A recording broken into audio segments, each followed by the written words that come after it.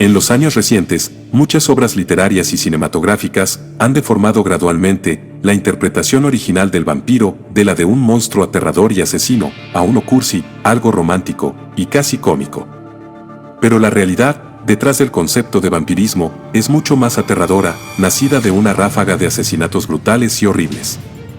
En esta ocasión, exploramos los vampiros de la vida real de Estados Unidos.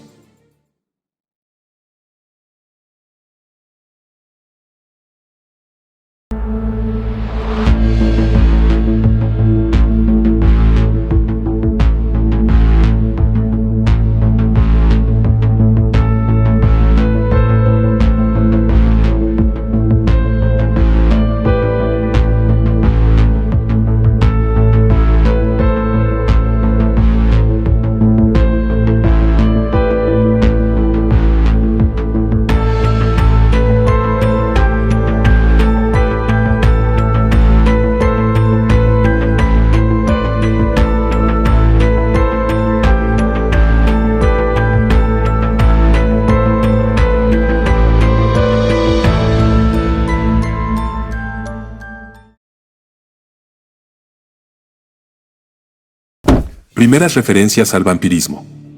Las primeras referencias al vampirismo se pueden encontrar en el folclore de las culturas de Europa del Este y del Báltico. Estas historias hablaban de criaturas nocturnas dotadas de poderes sobrenaturales que tenían la capacidad de hechizar. Y hechizaban para drenar la sangre de aquellos que tenían la mala suerte de encontrarse con ellos. Todo eso cambió con la publicación de una novela escrita por el autor irlandés Bram Stoker en 1897. La historia logró el éxito y la aclamación internacional e introdujo al mundo la representación más icónica de la leyenda de los vampiros, el enigmático conde Drácula. Casi de la noche a la mañana, el vampiro dejó de ser una entidad caníbal que habita en el bosque y se transformó en un encantador, pero siniestro noble europeo. Las sucesivas interpretaciones de la leyenda de los vampiros han utilizado casi universalmente el material de Stoker como el plan para trabajar. Se ha invitado al público a temer a esta criatura, en algunos casos a simpatizar y luego en otros a ridiculizarla. Pero el mensaje central siempre ha sido que los vampiros son fáciles de detectar cuando se buscan los signos reveladores e igualmente fáciles de derrotar utilizando las técnicas apropiadas. Si bien la dolencia médica del vampirismo en sí misma es una obra de pura ficción, tiene sorprendentes similitudes con algunas enfermedades existentes. Los enloquecedores efectos psicológicos de la rabia en el cuerpo humano y la necesidad de que las personas que sufren de porfiria requieran grandes cantidades de sangre en su torrente sanguíneo se han identificado como similares a los conceptos básicos de la condición vampírica. Existen incidentes relacionados con el presunto vampirismo en la sociedad occidental que son anteriores a la novela de Stoker y posiblemente han influido en sus escritos. Pero los protagonistas de estas historias estaban muy lejos del dandy, que giraba el bigote y vestía capa, y que eventualmente se convertiría en la cara aceptada del vampiro. Aparentemente eran miembros ordinarios de la sociedad con secretos muy oscuros, que buscaban mantener ocultos al resto de sus comunidades. ¿Fue James Brown el primer vampiro? En mayo de 1866, un barco ballenero, llamado el Atlantic, zarpó desde el puerto de Boston, en una cacería de 2 años en el Océano Índico. Era un barco de tamaño y tonelaje significativos y llevaba una tripulación de 38 marineros. La mayoría de los que estaban a bordo eran trabajadores migrantes, que se habían unido a la tripulación en varias etapas de sus viajes anteriores, incluido un ciudadano guayanés de 25 años llamado James Brown. Brown se había alistado a bordo del Atlantic como cocinero y había adquirido una reputación por enojarse fácilmente. El capitán del barco, Benjamin Wing, le había advertido repetidamente sobre su comportamiento extremo, ya que sus constantes discusiones y peleas con otros miembros de la tripulación resultaron difíciles de sobrellevar en viajes tan largos. No mucho después de iniciado el viaje, Brown se lió a golpes con un compañero de 19 años, llamado James Foster. Mientras lo trataban de detener, entre miembros de la tripulación, Brown se enfureció porque Foster había utilizado un insulto racias en su contra, una acusación que Foster negó fervientemente. Eventualmente, Brown se calmó y reanudó a regañadientes sus deberes en la cocina. A la mañana siguiente, Foster no se presentó a trabajar, lo que requirió de un registro del barco. Poco tiempo después, Otro tripulante del barco llamado James Gardner encontró a Brown agachado, detrás de unas cajas, en la sofocante oscuridad de una de las bodegas del barco. Debajo de él estaban los restos mutilados de James Foster. El cuerpo del hombre muerto estaba lleno de laceraciones profundas y sangrientas, aparentemente infligidas por un cuchillo ballenero empuñado por Brown. El cocinero estaba agachado, a cuatro patas, cuando fue descubierto, lamiendo la sangre que se había acumulado en la cubierta. Gardner inmediatamente gritó lleno de horror, lo que hizo que acudieran más tripulantes a la sangrienta escena, y que de esta manera fueron capaces de detener y amarrar al asesino. La observación superficial del cadáver de Foster reveló que había sido completamente desangrado por las profundas heridas de cuchillo que se le habían infligido.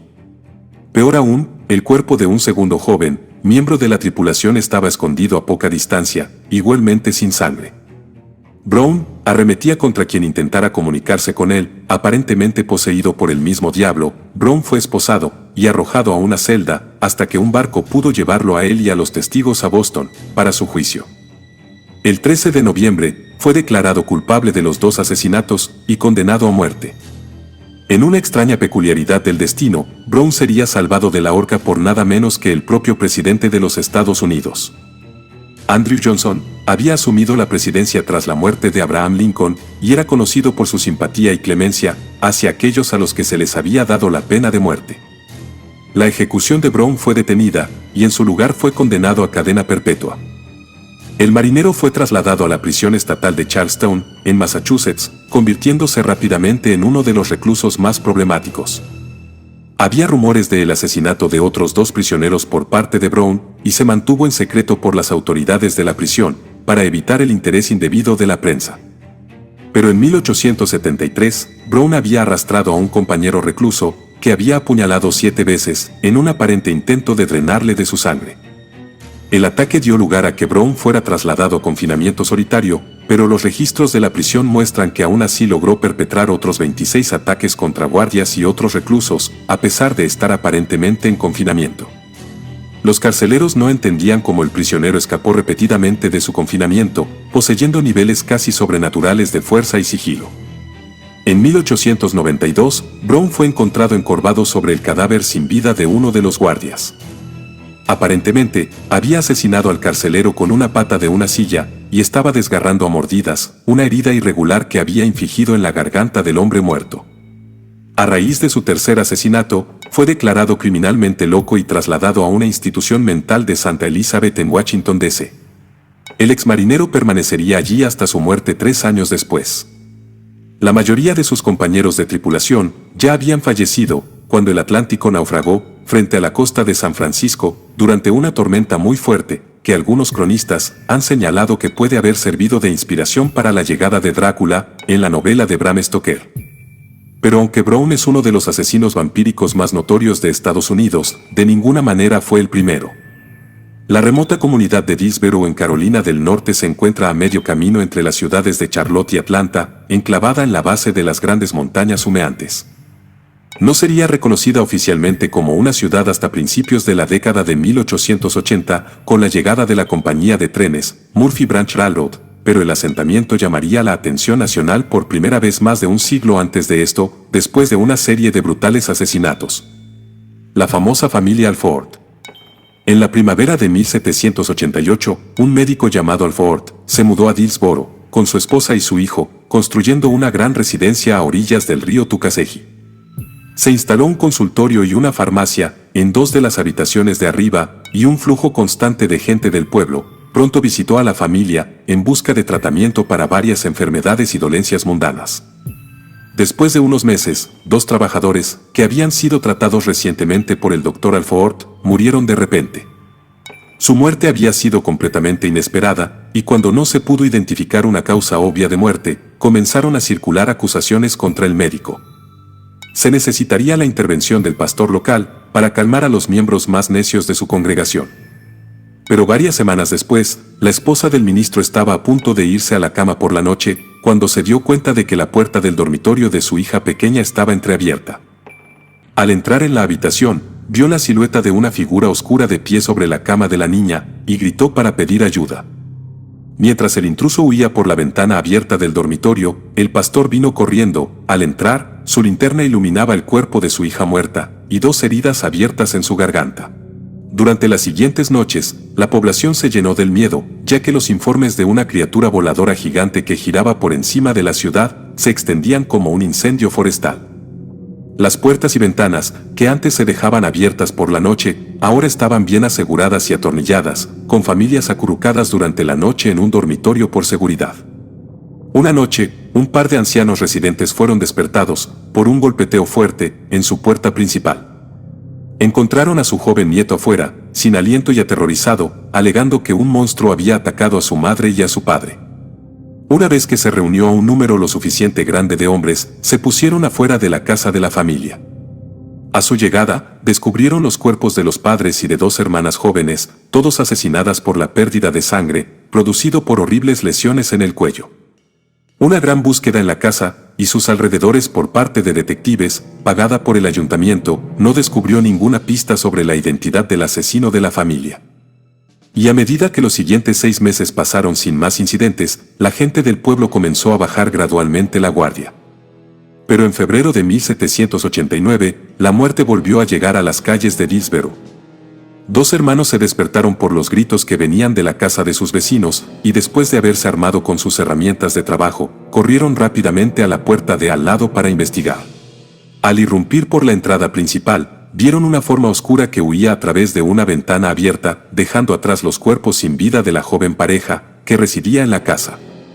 Consumidos por la ira, los hermanos persiguieron a la figura que huía a poca distancia de la residencia de Alford. En cuestión de minutos, sonó la alarma y un grupo de gente enfurecida y vengativa había rodeado la casa del médico. Se tomó la decisión de hacer guardia en las instalaciones hasta la mañana y de pedir ayuda a los pueblos vecinos. Al amanecer, varios hombres armados, con una variedad de herramientas y armas, estaban listos, y las puertas de entrada de las instalaciones fueron destrozadas. La casa parecía vacía, con todas las camas recién hechas, como si no hubieran dormido la noche anterior. La multitud no quedó satisfecha, así que revisaron una vez más la casa, hasta que finalmente descubrieron una trampilla que conducía al sótano. Con la sensación de un mal presagio, los vigilantes se abrieron paso cautelosamente hacia la oscuridad. A la luz de sus linternas, encontraron el sótano completamente vacío, a excepción de 3 cajas de madera alargadas. El doctor Alford y su esposa estaban profundamente dormidos en 2 de ellas, mientras que la tercera estaba desocupada. De su hijo de 15 años, no había rastro. Mientras la pareja fue despertada de su sueño, por manos enojadas y vengadoras, la señora Alford comenzó a gritar y escupir, arañando las caras de sus atacantes con las manos frías de un no muerto. Por su parte, el médico permaneció en silencio, mientras era golpeado a la luz del sol. Se negó a responder a ninguna de las preguntas que se le hicieron, sentado en silencio, mientras su esposa seguía luchando al lado de él. Después de una breve asamblea, se tomó la decisión de ejecutar a la pareja y luego dejar sus cadáveres dentro de la casa que habían construido, mientras que ésta era quemada hasta los cimientos. Con la muerte de los Oldfecks, los asesinatos en Dillsborough cesaron inmediatamente. Después de unos meses, hubo informes de una figura sombría que se movía por las calles de la ciudad por la noche, pero estos se apagaron rápidamente. Nunca se determinó completamente si el hijo del médico había sido cómplice o si era otro objetivo del mal que poseía a sus padres. Lamentablemente, esta no sería la primera vez que se acusaría a miembros de la misma familia de matar y festejar con la sangre de sus víctimas. Si bien se han documentado incidentes supuestamente vampíricos en toda América del Norte, una cantidad abrumadora de estos informes provienen del sur de los Estados Unidos, con la ciudad de Nueva Orleans emergiendo como un punto focal para este fenómeno. Esto tal vez no sea sorprendente, dada su rica y diversa historia, de una ciudad que alberga a varios residentes notorios, que se sospecha que eran vampiros. Vampiros de Nueva Orleans. A finales del siglo XVIII, un noble europeo llamado Conde de Saint-Germain llegó a Nueva Orleans. En posesión de una pequeña fortuna personal y una destreza para tocar muchos instrumentos musicales diferentes, y pronto consolidó su posición dentro de los escalones sociales superiores de la ciudad. Una noche, se descubrió que una joven se había caído desde el balcón de su casa, alegando que el conde la había atacado y tratado de morderle el cuello. Cuando las autoridades finalmente pudieron entrar a las instalaciones, no encontraron al noble, quien había desaparecido hace mucho tiempo, pero descubrieron lo que parecían ser frascos de vino mezclados con sangre, escondidos en su bodega. Durante la década de 1930, este escenario de pesadillas se repitió aparentemente cuando una adolescente logró escapar del interior de una propiedad residencial en el barrio francés de una ciudad. Mientras mostraba a los oficiales unas profundas laceraciones en ambas muñecas, les dijo que había sido secuestrada en la calle por 2 hermanos y que había más personas atrapadas en el apartamento de la tercera planta.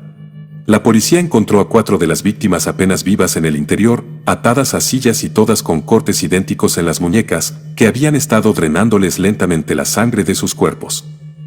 Al parecer, algunos habían estado allí durante más de una semana, y los sobrevivientes afirmaron que los 2 ocupantes del piso iban a trabajar durante el día y luego llegaban a drenar sistemáticamente a sus víctimas de sangre todas las noches. Aproximadamente a las 5:30 de ese mismo día, John y Wayne Carter regresaron a la casa después de su trabajo, en los muelles, para encontrarse con un pequeño ejército de oficiales de policía esperándolos. Los 2 hombres lucharon con los oficiales de policía, los cuales los describieron como que poseían una fuerza sobrehumana, con 7 u 8 oficiales necesarios para incapacitar a cada hermano. Un registro de otra propiedad cercana que pertenecía a la familia descubrió los restos de otras 14 víctimas, todas las cuales habían muerto a causa de la pérdida extrema de sangre.